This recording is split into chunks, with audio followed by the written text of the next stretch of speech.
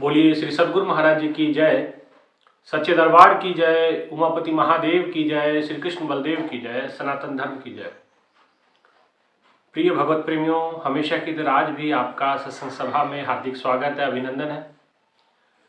प्रभु की कृपा से, दया से आपके लिए नियमित सत्संग विचारों की अद्भुत श्रृंखला, दिव्य श्रृंखला आपके लिए लेके आते हैं। ये सत्संग विचार जो आपके जीवन के में बड़ा महत्व रखते हैं, ये सत्संग विचार प्रभु की कृपा है, प्रभु की देन है, प्रभु का प्रसाद है। ये प्रभु की कृपा है और इसे भक्त ही समझ सकते हैं, सज्जन व्यक्ति ही समझ सकते हैं कि प्रभु की कितनी बड़ी कृपा है। क्योंकि महापुरुषों ने कहा कि बिन भाग्य सत्संग नहीं मिलता है, बड़े भाग पाई सत्संगा बिन ही प्रयास हुए भवभंगा। भव सागर को पार करने के लिए बहुत प्रयास करने पड़ते हैं, लेकिन सत्संग अगर प्राप्त हो जाए तो बिन ही प्रयास हुए भवभंगा। बिना ही प्रयास के इस भव सागर का बंधन काट दिया जा सकता है, भव सागर को पार किया जा सकता है। इसलिए आप समझ सकते हैं कि कितना महत्वपूर्ण ये सत्संग विचार होते हैं। ये केवल महत्व बातें नहीं हैं, ये केवल विचार नहीं है, ये अंतःकरण की तड़फ है, ये आत्मा का भोजन है, ये आत्मा की खुराक है, ये आत्मा की शक्ति है जो आत्मा को बलवान बनाती है।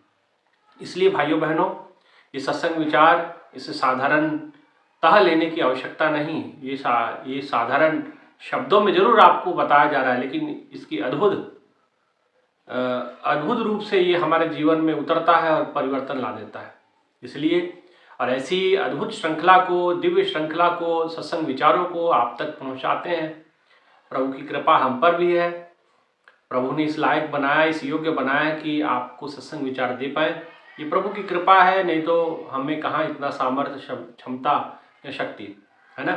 भाइयों बहनों, प्रभु के साथ जो हमारा रिश्ता है, प्रेम का है, भाव का है।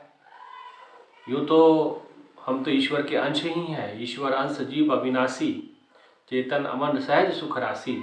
सभी सुखों की खान है भगवान, और उस सुखों की खान के ही जो जहाँ से सुखों का स्रोत है वो परमात्मा है और उसके हम अंश हैं। लेकिन परमात्मा के अंश होने के बावजूद भी हमारा जो रवैया है, या हम अपने आप को पहचान नहीं रहे, जिसके कारण से हम इस सांसारिक जीवन में धक्के खा रहे हैं और जीवन को यूं ही बर्बाद कर रहे हैं। क्योंकि जीवन दोबारा मिलने वाला नहीं। रहे हैं पुकार जी, करो एक बार जी, मिलेगा ना ये समा तुम्हें बार बार ना। तुम्हें बार बार मौका मिलने वाला नहीं, बार बार अवसर मिलने वाला नहीं। यह अवसर दुर्लभ महा, नित्य पाया नहीं जाए। अब के चूके पछतावा रह जाए। अब चूक गए तो पछतावे के अलावा आपके हाथ में कुछ रहेगा नहीं। इसलिए प्रभु भक्तों, ईश्वर प्रेमियों, ईश्वर जिज्ञासु जनों, आप सबको ये मौका संभालने की आवश्यकता है, प्रभु की भक्ति करने की आवश्यकता है। और भक्ति स्वतंत्र सकल सुख खानी, बिन सत्संग पावे न प्राणी। बिन, फिर आगे सत्संग की बात। महापुरुषों ने कहा, रामचरितमानस में स्पष्ट ये लिखा गया, वो कहते हैं कि भक्ति सुतंत्र सकल सुख खानी। भक्ति एक सुंदर तंत्र है, किसका? सकल सुख खानी। सकल मतलब सारे, सभी प्रकार के सुखों की खान का जो तंत्र है, सुतंत्र सुंदर तंत्र है, वो कौन है? भक्ति। और वो मिलेगी कैसे? बिन सत्संग ना पावही प्राणी। बिना सत्संग के वो प्राणी पा नहीं सकता। इसलिए भाइयों बहनों, भक्ति प्रभु की अनिवार्य है। ये सिद्धांत काटा नहीं जा सकता। अब आप करें ना करें ये आपका विषय है, लेकिन जो चीज़ों को समझता है उसको पता है कि भक्ति के बिना प्रभु की प्राप्ति, प्रभु की नज़दीकी आप अर्जित नहीं कर सकते, प्रभु का प्रेम अर्जित नहीं कर सकते। इसलिए भक्ति में अपना प्रेम जोड़ना, अपनी श्रद्धा जोड़ना, विश्वास जोड़ना, अपनी आस्था, अपना समर्पण, अपना वैराग्य, तमाम स्थितियों को अगर भक्ति के साथ जोड़ देते हैं तो फिर कहना ही क्या। भाइयों बहनों, भक्ति के कारण भगवान वश में हो जाते हैं। भक्ति के कारण भगवान भक्त के अधीन हो जाते हैं, अधीनता को स्वीकार कर लेते हैं। नामदेव महाराज के घर में भगवान विठल, भगवान कितने वर्षों तक नौकर बन के रहते हैं एकनाथ जी महाराज के घर में, तुकाराम महाराज जी के पास। तो ये भाव का बंधन है। माता मीरा से भगवान कृष्ण बातें करते हैं। माता जनाबाई के, संत जनाबाई के जो भजन थे वो स्वयं भगवान कृष्ण ने लिखे, ऐसा कहा है, ऐसी मान्यता है, ऐसा हमने अपने विद्वत महापुरुषों से सुना है। और इतना ही नहीं कि भगवान माता जना के, संत जनाबाई के सारे काम खुद किया करते थे। जितने नामदेव महाराज जी के घर का आटा पीसना, पहले पुराने जमाने में चक्की चलती थी ना, मैंने शायद कथा में सुनाया भी है, संतों की कथा जब में आपने सुनी होगी। तो भगवान जो कार्य, जो सेवा जनाबाई को दी गई कि आपको ये आटा पीसना है, दड़न पीसना है, ये गेहूं की पिसाई करनी है, आटा बनाना है। पुराने जमाने में चक्की तो होती नहीं थी, पत्थर वाली चक्की होती थी और हाथों से पीसा जाता था। और भगवान श्री कृष्ण स्वयं आ करके नामदेव महाराज जी के घर में संत जनाबाई का कार्य किया करते थे। आप समझ सकते हैं किस स्तर की भक्ति होगी उनकी। एकनाथ महाराज जी की भक्ति किस स्तर की होगी। गुरु गोरक्षनाथ जी स्वयं भगवान का अवतार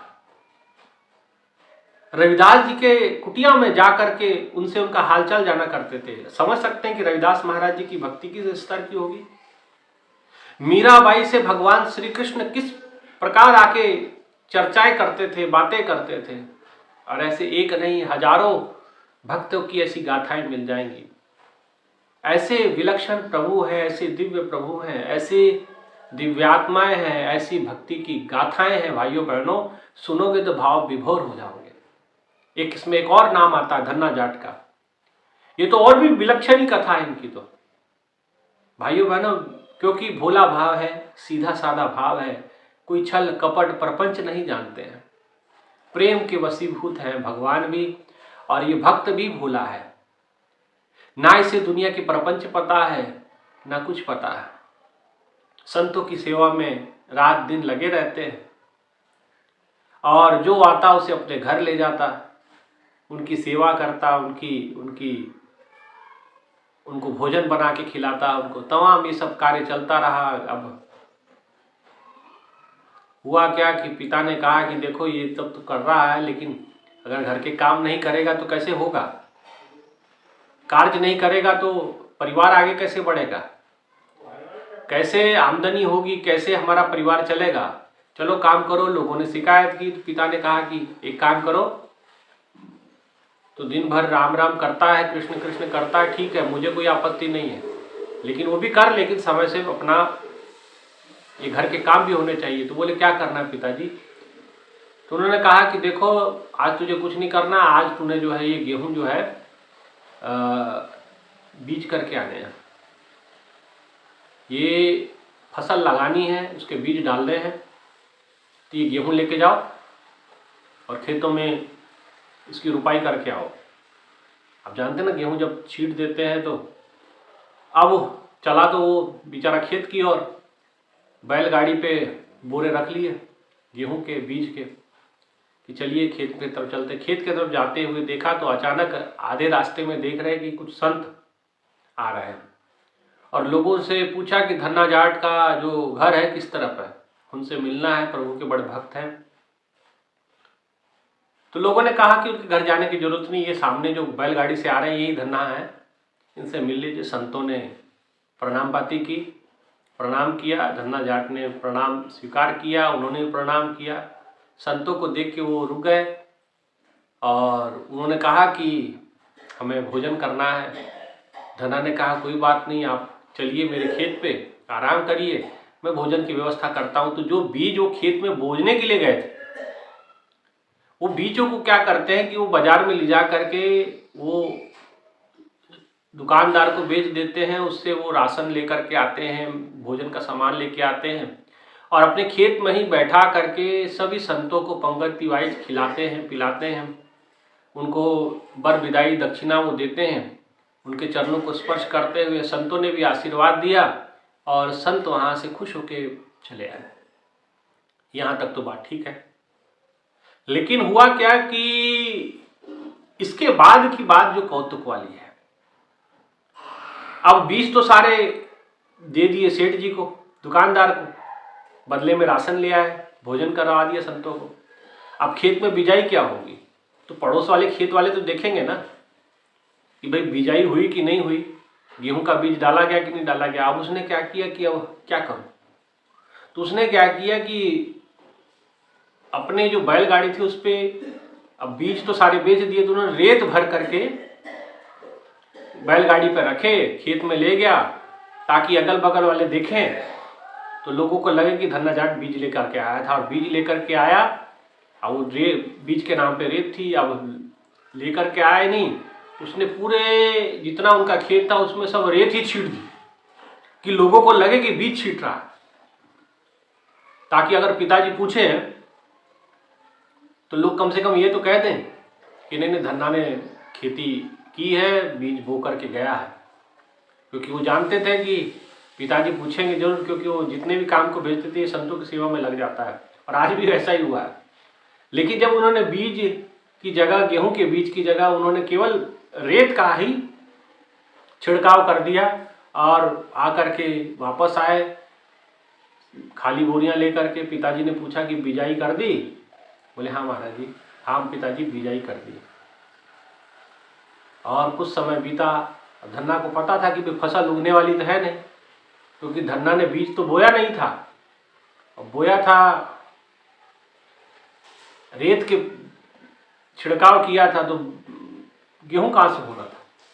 लेकिन कुदरत पलट जाती भाइयों बहनों, ये प्रभु को नियम बदलते देखा।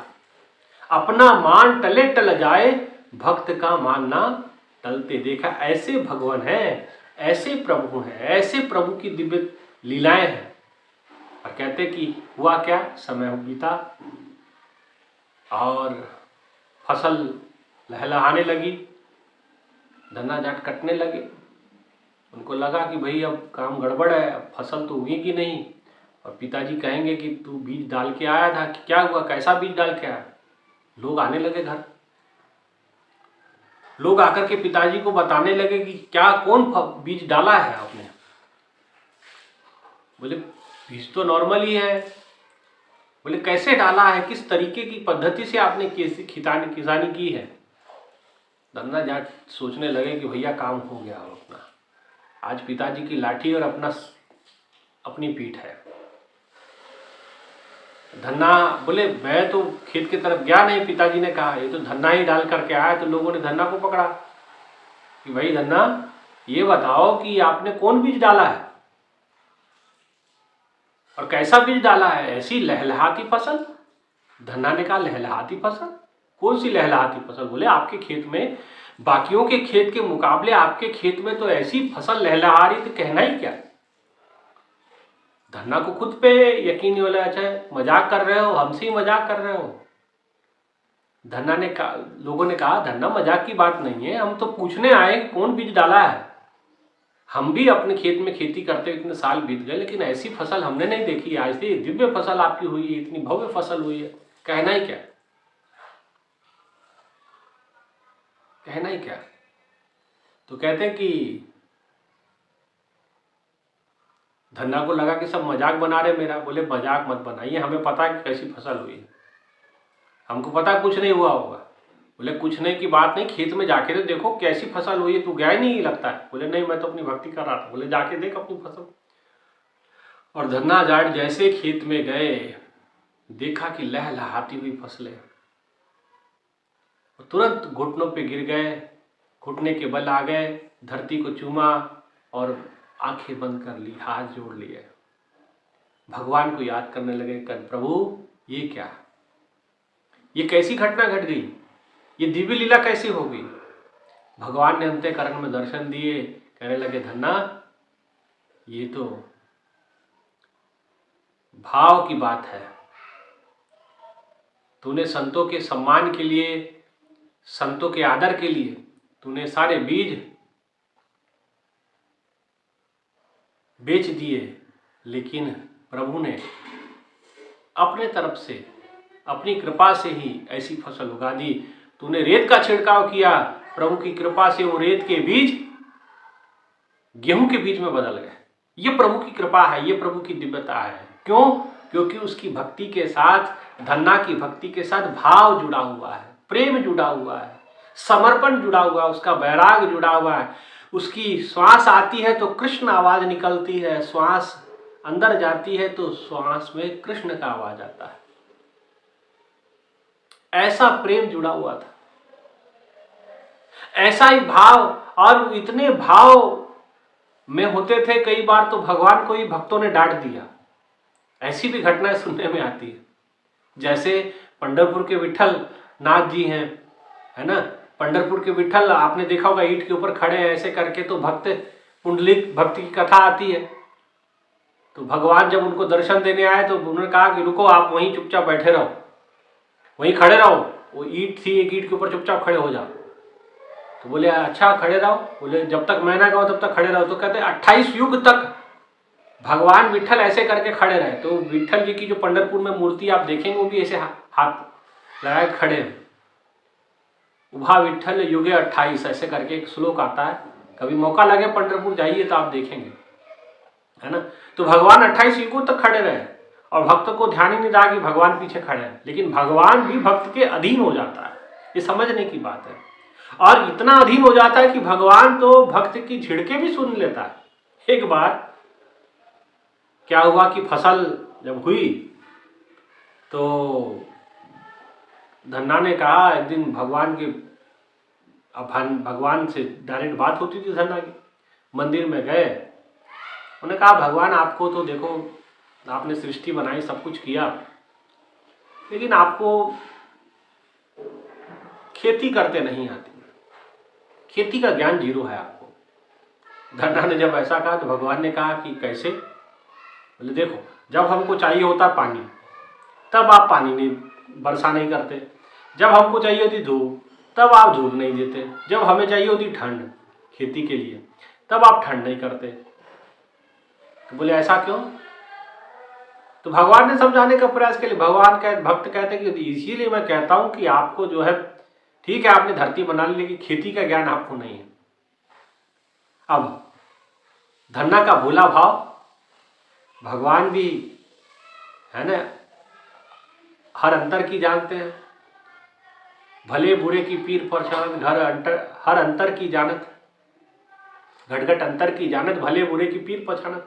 हर एक का भला बुरा वो सब जानते हैं, हर घट की जानते हैं। धन्ना ने कहा आपके पास सब ज्ञान है, लेकिन आपके पास खेती का ज्ञान नहीं है भगवान।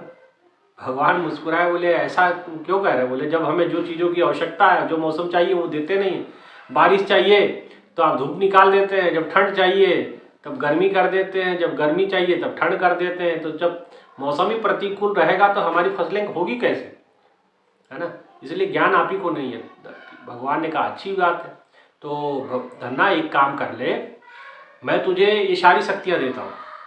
जब तुझे फसल पे पानी चाहिए होगा तो मेरा नाम लेना और फसल में पानी आ जाएगा, बारिश हो जाएगी।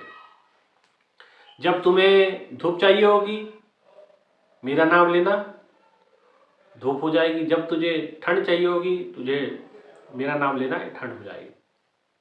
मौसम जैसा चाहोगे वैसा हो जाएगा, आपकी खेती के अनुकूल हो जाएगा। इसलिए भगवान ने कहा ये तो बात सही है कि मुझे खेती का, धरती मैंने बनाई लेकिन धरती खेती का ज्ञान मुझे नहीं। भगवान मुस्कुराते हुए, इसे सारा पावर तुझको दिया और जाओ खेती करो आप। धन्ना ने कहा देखो प्रभु हम खेती करके दिखाते हैं। भगवान ने कहा करो। समय आया, बीज लगाया गया। जब चाहिए था बारिश, भगवान का नाम उच्चारण किया धन्ना जी ने, बारिश हो गई, कहना ही क्या। जब उनको चाहिए थी ठंड, भगवान का नाम उच्चारण किया, जैसे भगवान का नाम उच्चारण किया ठंड चाहिए थी, ठंड मिल गई। जब चाहिए थी धूप, भगवान का नाम उच्चारण किया, धूप मिल गई। जैसा मौसम चाहिए था खेती के लिए वैसा अनुकूल उन्होंने कर दिया। समय आया, फसल बहुत बड़ी बड़ी हो गई। भगवान को जाकर कहते हैं कि प्रभु देखो आपको मैंने कहा था ना कि आपको खेती का ज्ञान नहीं है, खेती की जानकारी नहीं है। जानकारी हमसे लो। तो भगवान ने कहा ले तो ली है। बोले क्या बताने आया? बोले बताने ये आया हूँ कि चलिए मेरा खेत देखिए कैसी फसल हो रही है। बोले कैसी हो रही है? चलो। और कहते हैं कि दिखाया कि खेती में बहुत ऊंची ऊंची फसल उनकी हो गई है, बहुत अच्छी, देखने में बड़ी सुंदर फसल हो गई, सब कुछ अच्छा, और बाली भी बहुत बड़ी बड़ी हुई। बोले देखो प्रभु, जैसा चाहिए मौसम वैसा किया तो देखो कैसी फसल हो गई। भगवान ने कहा हाँ धन्ना, ये तो बात सही है, फसल तो बहुत सुंदर हो गई है, फसल तो बहुत बढ़िया हो गई है। बोले हाँ, अब समय आएगा मैं इस फसल को काटूंगा भी, फिर आपको मैं दाना भी दिखाऊंगा। भगवान ने कहा बिल्कुल दिखाना, मैं देखने के लिए उत्सुक रहूंगा, मैं देखना चाहूंगा कि कैसी फसल हुई है, ताकि मैं भी अपने ज्ञान में वृद्धि करूं। भगवान ने मुस्कुराते हुए कहा, भाव के भूखे ना प्रभु, भाव के वशीभूत हो जाते हैं, वो कुछ भी कर सकते हैं। भाव के अधीन इतने हो जाते हैं कि सारी सृष्टि को दे दे, सारी सृष्टि की पावर भक्तों को दे दे, है कि नहीं? और वही हुआ। अब फसल बड़ी हो गई, कटने योग्य हो गई। भगवान ने कहा कि जब फसल कटेगी तो मुझे जरूर बताना। और जब फसल कटी, एक अद्भुत कौतक हुआ। फसल तो सब बड़ी बड़ी थी, बाली भी हुई, लेकिन जब फसल काटी गई उसमें दाना नहीं था, उसमें दाना नहीं था। धन्ना जाट को बड़ा कौतुक हुआ कि इतनी फसल बढ़िया हो गई लेकिन दाना नहीं इसके अंदर, ये कैसे हो गया? तुरंत भगवान के मंदिर पहुंचे, कहने लगे प्रभु एक बड़ा गड़बड़ हो गया। बोले भगवान ने कहा क्या गड़बड़ हो गई? ने कहा प्रभु सब कुछ ठीक था, लेकिन बाली के अंदर दाना नहीं हुआ। बाली जानते ना, जो फसल के ऊपर का हिस्सा होता है, गेहूं आपने कटा हुआ देखा होगा, तो उसके अंदर बालियां होती जिसमें गेहूं के दाने होते हैं। तो बोले बाली सब कुछ हुई लेकिन वो खोखली रह गई, अंदर बीज नहीं था, अंदर गेहूं नहीं था, अंदर दाना नहीं था फसल का, अनाज का। भगवान ने कहा रे आपको तो खेती का पूरा ज्ञान था, ये क्यों नहीं था? धन्ना करने लगा प्रभु मुझे नहीं पता, जैसा मौसम चाहिए था मैंने वैसा मौसम दिया, लेकिन ये दाना क्यों नहीं हुआ मैं नहीं जानता। भगवान कहने लगे मैं बताऊं क्यों नहीं हुआ? धन्ना ने कहा बताओ प्रभु क्यों नहीं हुआ? भगवान ने कहा ये मेरे वजह से नहीं हुआ। बोले प्रभु आपकी वजह से? बोले हाँ मेरे वजह से नहीं हुआ, क्योंकि ये दाना तभी होगा जब प्रभु की कृपा होगी, मैं चाहूंगा। और ये मैंने जानबूझ के ऐसा किया, क्योंकि मैं तुझे समझाना चाहता था कि जीवन में बगैर संघर्ष से कुछ नहीं प्राप्त होता। प्रभु की कृपा भी प्राप्त करनी तो कर और पा, करोगे तो पाओगे। ये फसल जो आज तूने खड़ी दिखी, तेरे अनुसार सब कुछ तेरे अनुसार हुआ, लेकिन फिर भी फल तेरे अनुसार नहीं मिलेगा। फल तो कर्मों आपो आपनी के नेड़े के दूर, ये तो कर्मों का फल अपने कर्मों के ऊपर आधारित होता है। तूने सब मौसम अनुकूल कर दिया, लेकिन जब तक जीवन में प्रतिकूल न सोचे सोचना हो, जे सोचे लखवार, आपके सोचने से सब कुछ फल नहीं मिल जाएगा। ये फल प्रभु की कृपा से प्राप्त होता है। जब तक इसको तूफान नहीं मिलेगा, ये फसलें आपस में टकराएगी नहीं, इसको जब तक विपरीत मौसम नहीं मिलेगा। आपने जब इसको ठंड चाहिए थी ठंड दे दी, जब आपको इसको चाहिए था गर्मी, जब आपने गर्मी दे दी। अरे जब इसे गर्मी चाहिए थी तब इसे ठंड से झेलने देते फसल को, जब इसे ठंड चाहिए थी तब इसको गर्मी झेलने देते, जब इसको हवा चाहिए थी इसको बादलों का मार्ग झेलने देते। देखते इसके अंदर दाना कैसे आता, इसमें दाना आ जाता। बोले प्रभु अच्छा, भगवान ने कहा कि धन्ना तू कह रहा था ना कि मुझे खेती का ज्ञान नहीं है। धन्ना ने कहा कि प्रभु मुझसे गलती हो गई, आप तो सब कुछ जानते हैं, सब कुछ है, आपने उसी समय क्यों नहीं समझाया? भगवान कहते कि मैं तुझे बताना चाहता था, ये सीख देना चाहता था, और सीख मैं शब्दों में समझा देता तो शायद मेरी बात तू इधर उधर कर देता, लेकिन अब तुझे प्रैक्टिकल हो गया है, ये तेरे जीवन का अनुभव हो गया है कि भक्ति के पथ पे भी भक्ति करोगे तो आगे बढ़ोगे। और इस भक्ति के पथ पे जैसे संघर्ष अनिवार्य है, जैसे फसल के जीवन में अगर संघर्ष नहीं आया, फसल के दौरान अगर संघर्ष नहीं आया तो फसल आपकी कमजोर रह जाएगी। दाना परिपक्व नहीं होगा, दाना बड़ा नहीं होगा, मोटा मजबूत नहीं होगा। और अनाज ने अगर वो चीजें नहीं झेली, अनाज ने संघर्ष नहीं झेला, तो आपके जीवन की, आपके प्राणों के जो इम्यूनिटी है, या यूं कहे कि आपकी रोगों से लड़ने की जो क्षमता है वो कैसे बढ़ेगी, आपका शरीर में कैसे रोग प्रतिरोधक क्षमता बढ़ेगी। अगर यही संघर्ष नहीं, अगर जो अनाज हम खाते हैं ये अनाज ने ही कुछ संघर्ष नहीं किया, तो आपके शरीर को कैसे संघर्षपूर्ण बनाएगा, आपके शरीर का संघर्ष कैसे झेलेगा। या आपका शरीर जो अन्नमय कोश से बनता है, अन्न से बनता है, वो कैसे संघर्ष करेगा। इसलिए अगर फसल संघर्ष करती है तो उस फसल, उस बीज से, उस अनाज से बना हुआ शरीर भी संघर्ष करने के लिए समर्थ होता है। इसलिए एक के साथ बहुत सारी चीजें जुड़ी है धन्ना।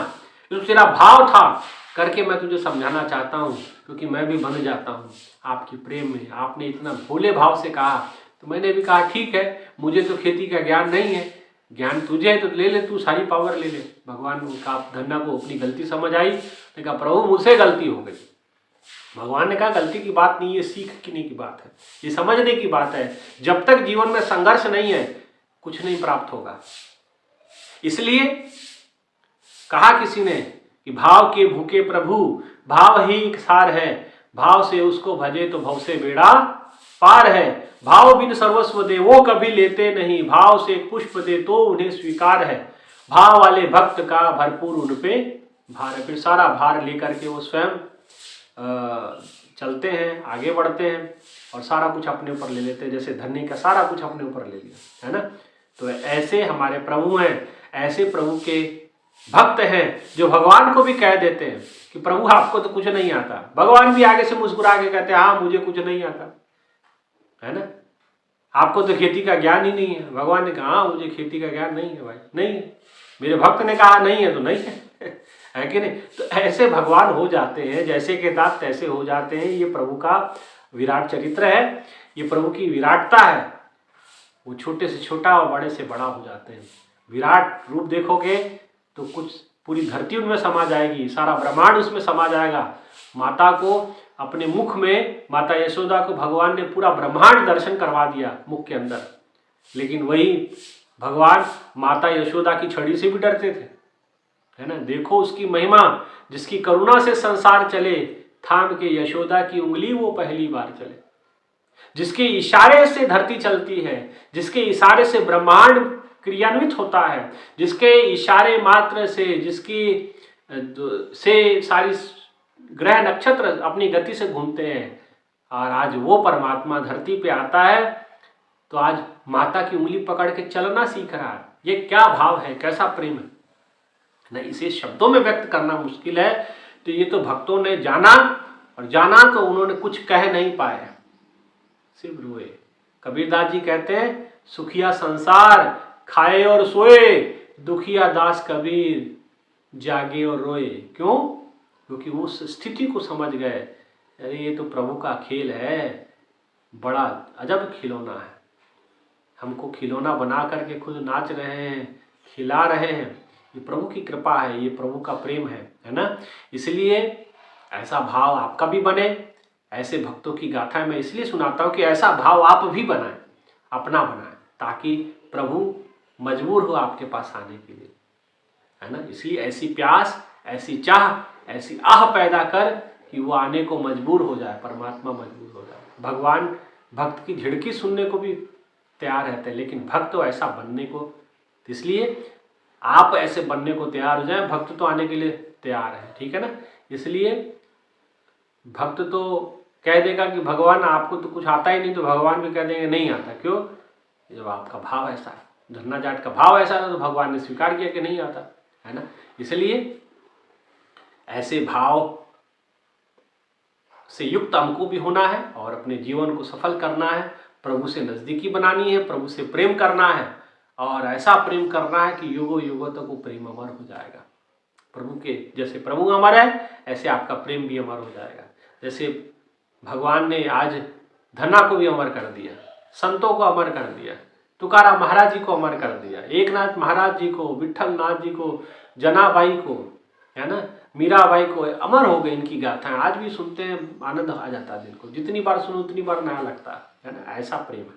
तो ऐसे भाव आपको भी बनाने हैं भक्तों की तरह और अपने जीवन को सफल करना है, सार्थक करना है। ठीक है, इतना ही कहते हुए आज के इस भाव प्रसंग को यहीं विराम देते हैं। प्रभु के चरणों में इस भक्ति रूपी भाव रूपी प्रसंग को प्रभु के चरणों में समर्पित करते हैं, यही प्रार्थना के साथ कि आपके अंदर भी धन्ना जैसा प्रेम, माता मीरा जैसी भक्ति, जनाबाई जैसा प्रेम, श्रद्धा, वैराग आपके अंदर प्रकट हो और आप भी प्रभु की नज़दीकी महसूस करें। इतना ही कहते हुए अपने विचारों को विराम। आपसे आग्रह है, चैनल को जरूर सब्सक्राइब करें और वीडियो को पूरा देखें और इस प्रचार प्रसार को, इस धर्म के प्रचार को आगे जरूर बढ़ाएं। इतना कहते हुए विचारों को विराम। बोलिए श्री बांके बिहारी लाल की जय, श्री कृष्ण बलदेव की जय, उमापति महादेव की जय, सनातन धर्म की जय। जय श्री राम। धन्यवाद।